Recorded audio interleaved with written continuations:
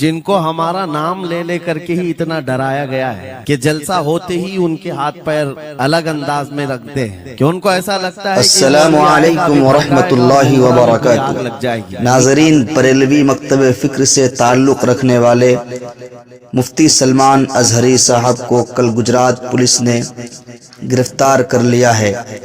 بتایا یہ جا رہا ہے کہ وہ اپنی اسپیچ میں بھڑکاؤ بھاشن دیتے ہیں۔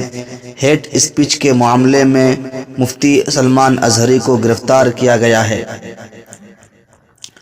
مفتی سلمان ازہری کو گجرات اور ممبئی کے انسداد دہشت گردی دستے نے حراست میں لے لیا ہے۔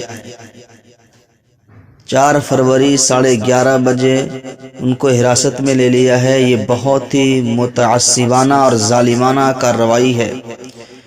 میں سبھی مسلمانوں کو دعوت دیتا ہوں کہ دیوبندی، بریلوی اور اہل حدیث کے مسلکی فرقے سے ہٹ کر اس عالم دین کی حمایت کریں۔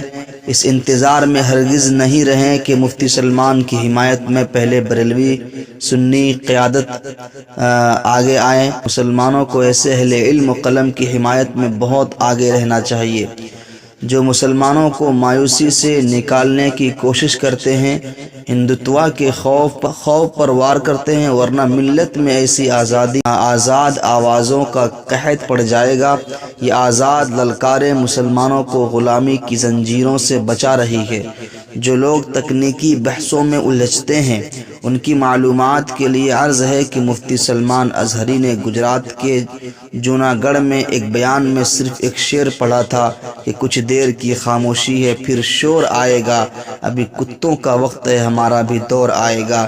اس شعر میں کتوں کے ذکر کو بعض ہندوتوا گنڈوں نے ہندوؤں پر فٹ کر دیا اور پروپیگنڈا کیا کہ مفتی سلمان ازہری نے ہندوؤں کو کتا کہہ دیا ہے۔ اس معاملے میں مفتی سلمان ازہری کو ATS پولیس نے گرفتار کیا ہے۔